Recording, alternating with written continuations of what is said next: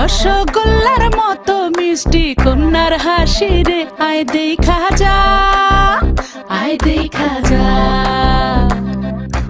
দোয়েল পাখি কন্যা রে, লাউয়ের ডগা হাত রে, আতা গাছে তোতা গান গায়, আয় শুনা যা, আয় দেখা যা। ও কচি কলা পাতা নরম তার হলুদ মাখা গায়, ও সুন্দরী কন্যা আজ আমগো নতুন ঘরে যায়, আয় দেখা যা।